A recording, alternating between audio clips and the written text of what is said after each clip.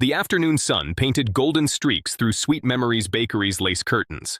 Eva Lancaster sat motionless in her wheelchair before a simple white cake, 22 candles flickering in the quiet space. She was utterly alone on her birthday. The door chimed softly. A 30-year-old man entered, followed by his 6-year-old daughter, chattering happily, holding a small gift box. When they saw the young woman sitting alone, the little girl tugged her father's shirt and whispered urgently. The man approached gently and asked, "May we join you?" Eva Lancaster had learned to measure life in the spaces between her father's phone calls. 22 years old, paralyzed from the waist down since a car accident 4 years ago, she inhabited a world of luxury that felt more like a gilded cage. Her father, Richard Lancaster, was the CEO of Lancaster Technologies, a man who commanded boardrooms and influenced markets, but couldn't find 5 minutes for his only daughter. The accident had changed everything, not just her body, which would never again respond to her desperate wishes to stand and run, but her relationship with the only family she had left. Richard had retreated into his work with the fervor of a man running from his own helplessness. He provided everything money could buy: round-clock nurses, a mansion with every possible accommodation, the finest doctors who all said the same thing. She would never walk again. What he couldn't provide was himself.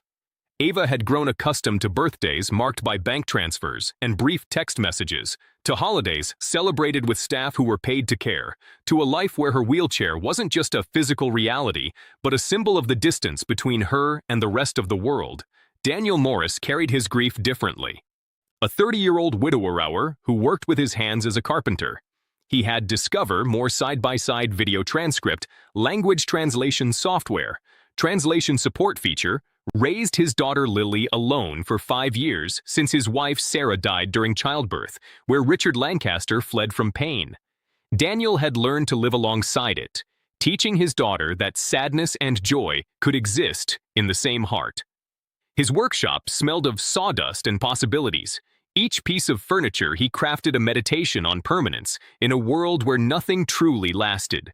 Lily had inherited her mother's sparkling eyes and her father's gentle heart, a combination that made her peculiarly sensitive to the loneliness in others. Perhaps it was because she had grown up with the ghost of a mother she never knew. Learning early that love could transcend presence, that families could be both broken and whole simultaneously. Daniel had taught her to notice the quiet ones, the people sitting alone in corners, the ones whose smiles didn't reach their eyes. Everyone needs a friend. "Lily," he would tell her, "sometimes we need to be brave enough to offer friendship first." When Lily saw Eva sitting alone with her birthday cake, something in the child's heart recognized a kindred spirit in isolation. She had seen that same look in her father's eyes on the hardest days. When he thought she wasn't watching, the little girl's intuition, unmarred by adult hesitation, told her this beautiful lady in the wheelchair needed exactly what they could offer. Not pity, not charity, but simple human connection. Daniel, following his daughter's lead, as he often did in matters of the heart, saw in Eva's posture the weight of sustained loneliness. He recognized the careful way she held herself, as if taking up less space might make her absence less noticeable. His carpenter's eye, trained to see potential in rough wood, saw past the expensive clothes and the wheelchair to the person underneath, who was drowning in solitude. The decision to approach her wasn't calculated or questioned. It was as natural as breathing, as necessary as his next heartbeat. "Excuse me," Daniel said after Eva had looked up at them with surprise. His voice was warm, careful not to startle. "We were wondering if we could join you. My daughter would like to wish you a happy birthday." Eva's eyes widened, shifting between the man with kind eyes and the little girl practically vibrating with excitement. When was the last time someone had asked to join her, rather than being paid to be there? Lily didn't wait for an answer, bouncing forward with a small cupcake she had been saving, decorated with a star-shaped candle. "I'm Lily. This is for you. I made it with Daddy this morning. We come here every year on this day because it's my mommy's birthday too. She's in heaven, but Daddy says she can still see us celebrating the innocence of the child's offering." The matter-of-fact way she spoke of death and celebration. In the same breath, pierced through Eva's carefully constructed walls, Daniel pulled out a chair, moving with the unhurried grace of someone who had learned that the most important moments in life couldn't be rushed. "I'm Daniel. That's a beautiful cake. No one should celebrate alone." Eva found herself nodding, unable to speak past the sudden tightness in her throat. When Lily started singing Happy Birthday in her sweet, slightly off-key voice, Eva closed her eyes and made a wish for the first time in 4 years. The wish was simple, so simple it almost hurt. She wished not to be alone anymore. Daniel's baritone joined his daughter's soprano, creating a harmony that filled the small bakery with more warmth than Eva had felt in years. Other customers glanced over with smiles, but Eva barely noticed them. Her world had narrowed to this table. These two strangers who had chosen to see her, to sit with her, to make her birthday mean something again. Over the following weeks, what began as a chance encounter evolved into something deeper and more profound. Daniel and Eva met regularly at the park, where Lily fed ducks and chattered endlessly about her drawings, her favorite books, and the mother she imagined through her father's stories. Eva discovered that Daniel's presence didn't demand anything from her. He didn't look at her wheelchair with pity or discomfort. He simply saw it as part of her, like the way her hair caught the light, or how she bit her lower lip when concentrating on a book. Their conversations meandered through safe territories at first: literature, Lily's antics, the weather. Before venturing into deeper waters, Daniel spoke of Sarah, not with the raw anguish of fresh grief, but with the warned smoothness of a stone that had been turned over in his pocket thousands of times. He told Eva how Sarah had been a kindergarten teacher who believed every child was a universe of possibility. How she had painted their tiny apartment with murals of fantastical forests where anything could happen. How she had faced her pregnancy complications with a courage that still took his breath away. Eva found herself sharing things she hadn't told anyone, not even the expensive therapists her father had hired. She described the moment of the accident with clinical detachment at first.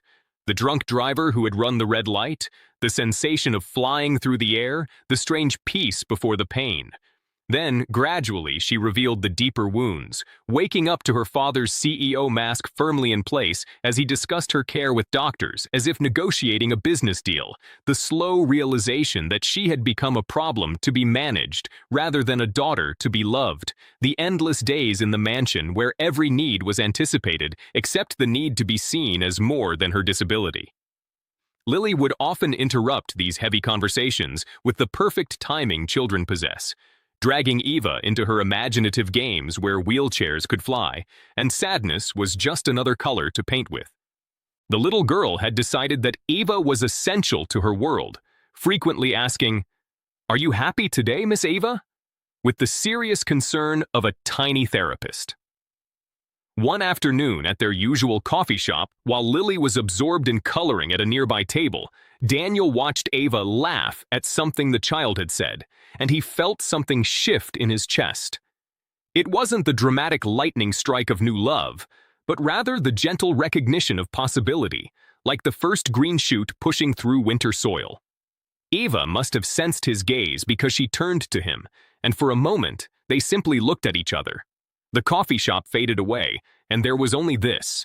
Two people who had been broken in different ways, discovering they might fit together, not despite their damage, but because of it. Daniel reached across the table, his fingers barely brushing hers. "Eva, I need you to know something, Lily. And we're not here because we feel sorry for you. We're here because you make our days better. You make us better." Eva's eyes filled with tears. She didn't try to hide. "I don't know how to do this," she whispered. "Neither do I," Daniel admitted. "But maybe we can figure it out together." Their relationship grew slowly, carefully, like a garden tended by people who understood that the most beautiful things required patience. They discovered joy in small moments. Lily teaching Eva to fold origami cranes, Daniel adjusting restaurant chairs without being asked, so Eva's wheelchair fit perfectly. Eva reading stories to Lily with different voices for each character, while Daniel watched with soft eyes.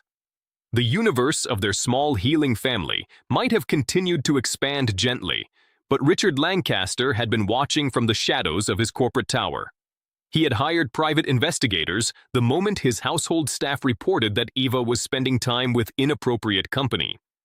The reports on his desk painted a picture that filled him with cold fury. Daniel Morris, a working-class widower with modest means, spending hours with his damaged daughter. To Richard, the conclusion was obvious. This man was a predator, targeting a vulnerable heiress. He summoned Eva to his study one evening, a room she rarely entered with its wall of monitors displaying stock tickers and its smell of expensive leather and disappointment. "You will cease all contact with this man immediately," Richard commanded, not looking up from his laptop. "He's using you, Eva. What else could he possibly want from someone like you?" The cruelty of the words, the casual dismissal of her worth beyond her bank account, hit Eva like a physical blow. "Someone like me?" she repeated, her voice dangerously quiet.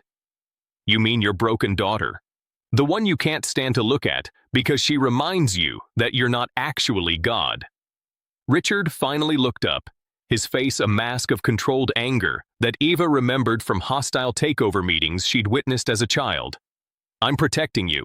You're naive, Eva. You've been sheltered. You don't understand how the world works."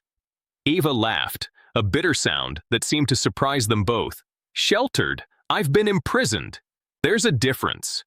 Father, Daniel and Lily see me. They actually see me. When did you last look at me without seeing a liability?" Richard stood. His full height meant to intimidate, a tactic that worked in boardrooms, but only made Eva feel smaller in her chair. "Enough. If you continue seeing him, I'll take legal action. I'll claim he's taking advantage of a disabled person. I'll destroy his little carpentry business. Is that what you want?" Eva felt the trap closing around her. She knew her father's threats weren't empty. He had destroyed competitors with less motivation. The thought of Daniel and innocent Lily being crushed by her father's machinery was unbearable. That night, she sent Daniel a text with shaking hands. "I can't see you anymore. Please don't contact me. I'm sorry." The words felt like swallowing glass, each letter a betrayal of everything real she'd found. Daniel stared at the message, reading it over and over, as if the words might rearrange themselves into something that made sense. The text seemed so unlike Eva, so cold and final. Lily found him sitting in the dark living room hours later, still holding his phone. "Daddy, why are you sad?" she asked, climbing into his lap with the instinctive understanding that her father needed comfort. "Miss Eva can't see us anymore, sweetheart," he said, his voice rough with unshed tears. Lily was quiet for a long moment, processing this information with the deep thought children give to incomprehensible adult decisions. "But she loves us," Lily said simply. "I know she does. She smiles different when she sees us. Real smiles, not pretend ones." Daniel hugged his daughter tighter, amazed at her perception and heartbroken that she was learning so young that love wasn't always enough. For 3 days, he respected Eva's wishes, though it felt like holding his breath underwater. His workshop felt oppressive, each piece of wood reminding him of stories he'd planned to share with Eva. Lily stopped singing around the house. Her usual cheerfulness dimmed like a light with a dying battery. On the 4th day, when Lily asked if Eva didn't want them because they weren't rich, something in Daniel snapped. Not in anger, but in determination. He wouldn't let Lily believe that love was conditional on bank accounts. They drove to the Lancaster mansion, a journey into a different world where gates were meant to keep people out rather than welcome them in. The security guard was polite but firm. "I'm sorry, sir. You're not on the approved list." Behind him, the mansion loomed like a beautiful prison. Lily pressed her small face between the iron bars of the gate. "Miss Eva," she called out. "Miss Eva, we miss you. Please come back." Her voice carried on the wind, a child's pure longing that no amount of money could buy or sell. Inside the mansion, Eva heard that precious voice calling her name. She was in her room, having refused to leave it since her father's ultimatum. The sound of Lily calling for her was unbearable, each word a reminder of what she'd given up to protect them. She wheeled herself to the window and saw them at the gate. Daniel standing with his hand on Lily's shoulder, both of them looking lost. Something inside Eva snapped. Not broke, but snapped back into place like a dislocated joint finally returning home. She thought of all the years she'd been obedient, all the times she'd chosen her father's comfort over her own happiness, and she realized that protecting Daniel and Lily from her father meant nothing if it destroyed them all. Anyway, Ava maneuvered her wheelchair to the service elevator, the one the staff used, avoiding the main floors where her father might be. She made it to the kitchen's back door, where Maria, the cook, who had known her since childhood, took one look at her face and simply opened the door without a word. "Be happy, Mija," Maria whispered, understanding without explanation. The evening air was cold and rain had started to fall, but Ava didn't care. She knew where she needed to go, drawn by the same instinct that had first brought them together. By the time she reached Sweet Memories Bakery, she was soaked through, her wheelchair harder to push on the wet sidewalk, her arms aching from the effort, but she persisted. She pulled open the door with trembling hands, the bell chiming her arrival like an answered prayer. The bakery was nearly empty, but there, sitting at the same table where they'd first met, were Daniel and Lily, looking as lost as she felt. They had gone there after being turned away from the mansion, drawn by the same magnetic pull of memory and hope. "Ava!" Lily cried out, jumping from her chair and running to her, wrapping her small arms around Eva's wet form without hesitation. "You came back. I knew you would. I told Daddy you loved us." Daniel stood slowly, his eyes taking in her soaked state, the determination and desperation written across her face. Without a word, he removed his jacket and wrapped it around her shoulders, his hands lingering for just a moment, feeling her trembling beneath his touch. "You're freezing," he said softly. "What are you doing here, Eva?" She looked up at him, rain and tears indistinguishable on her face. "I'm choosing," she said simply. "For the first time in 4 years, I'm choosing. I choose you. I choose Lily. I choose us. My father can threaten all he wants, but I won't live in that prison anymore. I won't."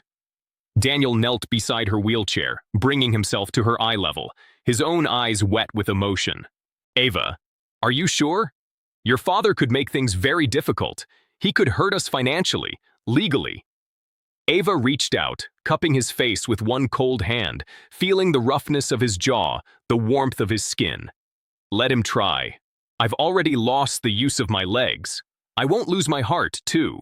You and Lily are my heart now." The door burst open with a violence that made them all jump. Richard Lancaster stood there, rain-soaked and furious, having tracked Eva through the GPS on her phone. His expensive suit was ruined, his carefully styled hair plastered to his head, but his anger blazed undiminished. "Ava, enough of this nonsense. You're coming home now." His voice boomed through the small bakery, authority and anger radiating from every word. But before Eva could respond, Lily stepped forward, all 6 years and 40 lb of her, and stood between Richard and Eva. "You're mean," she said clearly, her small voice carrying the weight of truth. "You're her daddy, but you're mean. My daddy says family means being there, not just paying for things. You make Miss Eva cry. That's not what daddies are supposed to do." Richard looked down at this tiny warrior child, and something in her fearless accusation pierced his armor. "You don't understand, little girl. I'm protecting my daughter." Lily shook her head solemnly. "No, you're not. You're protecting yourself from feeling sad. My daddy feels sad about Mommy, but he doesn't run away. He stays." The truth from a child's mouth hung in the air like an indictment. Richard's gaze moved from Lily to Ava, and for the first time in 4 years, he truly looked at his daughter. She was soaking wet in a modest bakery, defended by a carpenter and a child, and she looked more alive than she had since the accident. The fire in her eyes, the determination in her posture, the protective way Daniel stood beside her. This was his daughter, not the broken shell he'd been managing. "Eva," he began, his voice cracking. "Dad," Eva interrupted. "When I woke up in that hospital, paralyzed and terrified, do you know what I needed? Not the best doctors or the fanciest equipment. I needed my father. I needed you to hold my hand and tell me we'd figure it out together. Instead, you disappeared into your office and threw money at the problem. Well, I'm not a problem to be solved. I'm your daughter, and I'm in love with this man who sees me as whole, even though I'm broken." Richard's shoulders sagged, the fight leaving him as suddenly as it had arrived. He walked slowly to a chair and sat down heavily, looking every one of his 60 years. The rain outside intensified, drumming against the windows like an accusation. "I didn't know what to do," he admitted quietly, his voice barely audible. "When your mother died, I could work harder, make more money, build a bigger company in her memory. But when you got hurt, all my money couldn't fix it. I felt so useless. I am useless." Daniel spoke for the first time since Richard's arrival. "You're not useless. You're afraid. I understand that. When Sarah died, I wanted to follow her, but Lily needed me, so I learned to be afraid and present at the same time. Your daughter needs you, Mr. Lancaster. Not your money or your protection. Just you." Richard looked at this working man who had somehow understood what he, with all his education and success, had missed. "I've lost 4 years, Richard said, his voice broken. How do I come back from that?" Eva wheeled herself over to her father, reaching for his hand. "One day at a time, Dad, just like I learned to live with this chair. One day at a time together." Richard gripped her hand like a drowning man finding shore. "I'm sorry, Eva. I'm so sorry. I turned you into a project because I couldn't bear to see you in pain.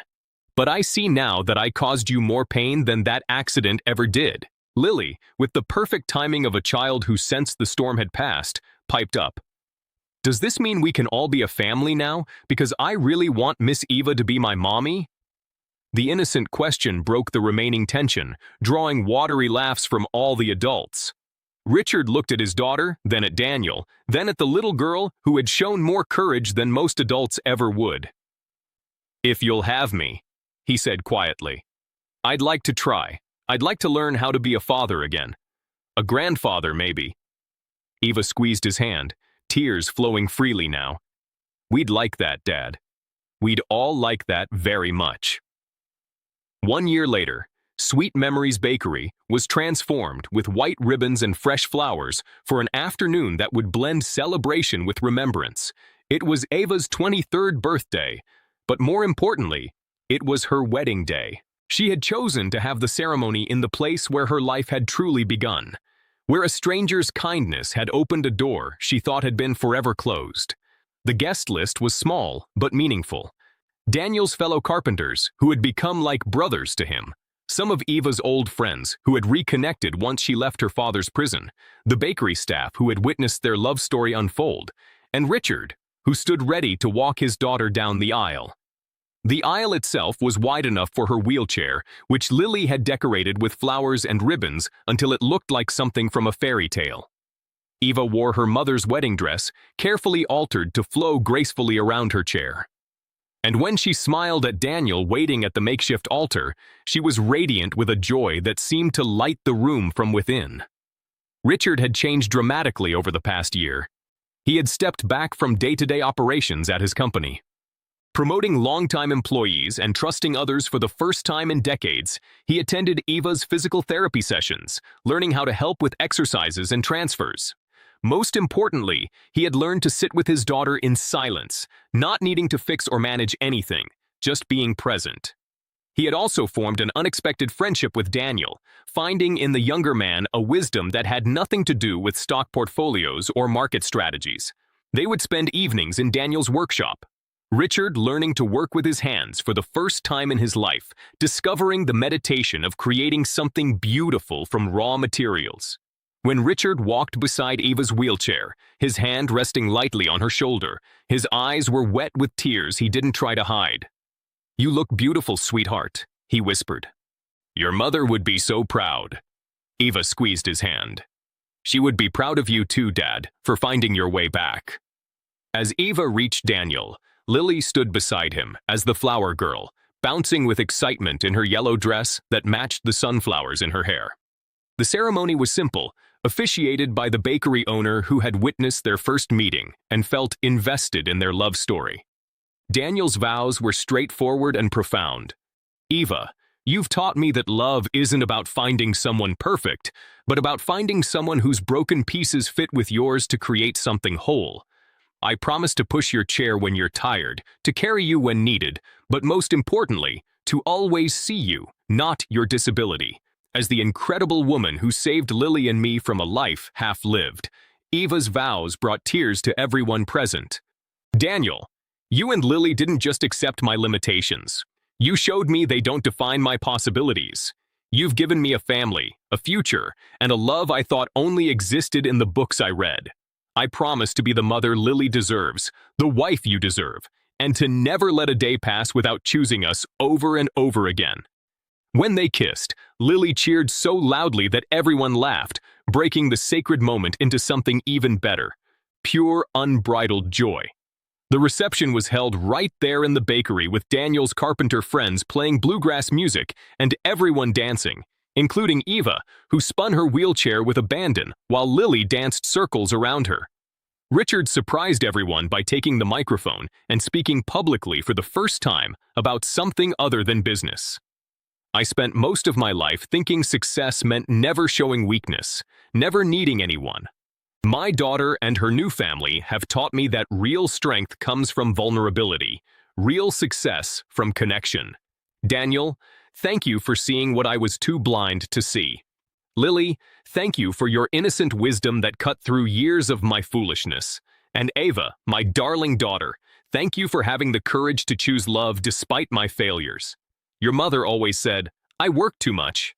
And she was right, but it's never too late to learn. As the evening wound down, Ava found herself outside briefly for fresh air.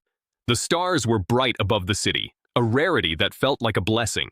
She could hear the laughter from inside the bakery, the music still playing, glasses still clinking in toasts. Daniel joined her, bringing a piece of wedding cake. No one should eat cake alone, he said, echoing his first words to her. Eva laughed, pulling him down for a kiss. I'll never be alone again, will I? Daniel shook his head. Never. You've got me, Lily, your father. And he placed his hand gently on her stomach. Whoever this little one turns out to be. Eva's eyes widened. She had planned to tell him tomorrow, but somehow he knew. How did you? Daniel grinned. Lily told me you've been feeling sick in the mornings. She's very observant. She's already planning to teach the baby everything about everything. Eva laughed through happy tears. The doctor said it might be complicated with my condition. Daniel knelt beside her chair, his face serious but unafraid. Then we'll face the complications together. That's what we do, right? Face things together. 6 months later, when Eva gave birth to a healthy baby boy, they named Samuel Richard Morris. Samuel, after Sarah's father, and Richard, after the grandfather who had learned to love again. The hospital room was full of family. Richard held his grandson with trembling hands, while Lily explained to baby Samuel all the important things about being part of their family. You have to know, she said seriously to the infant, that we're a special family. We chose each other. That's the best kind of family. Daniel stood beside Eva's bed, their fingers intertwined, watching their blended family with wonder. The journey from that lonely birthday cake to this moment of abundance hadn't been easy or straightforward. There had been challenges with Eva's pregnancy, moments of doubt, times when old patterns tried to reassert themselves. Richard had occasionally slipped back into his workaholic tendencies. Daniel had struggled with fears of loss when Eva faced pregnancy complications, and merging two broken families into one whole unit had required patience, therapy, and endless grace.